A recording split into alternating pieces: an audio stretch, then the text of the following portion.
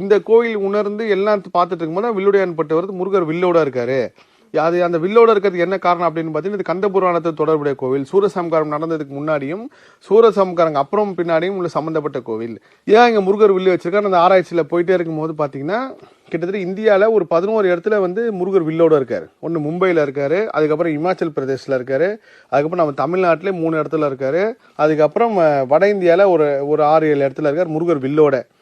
எல்லாமே ராமாயணம் மகாபாரதத்துக்கு முற்பட்ட கோவில். நல்லா கேட்டுங்கம்மா. நீங்க வால்மீகி ராமாயணத்துல என்ன எழுதியிருக்காருன்னா, இவருக்கு வந்து ராமருக்கு வந்து சொல்றாங்களாம், முருகர் மாதிரி அழகோடும் அறிவோடும் வீரத்தோடும் நீ வளரணும் அப்படின்னு சொல்லி ராமருக்கு ராமாயண காலத்துக்குள்ள வந்து முருகர் மாதிரி இருக்கணும். நீங்க வால்மீகி எழுதியிருக்காரு. நீங்க ராமாயணம்ல முருகப்பெருமான், நம்ம இப்ப முருகர்ன்றாங்க, கார்த்திகேயன் சொல்லுவாங்க, சுப்பிரமணியன் சொல்லுவாங்க, அவரை மாதிரி அழகோடும் வீரத்தோடும் அறிவோடும் இருக்கணும் அப்படின்ற அளவுக்கு ராமருக்கு வந்து சொல்லியிருக்காங்க.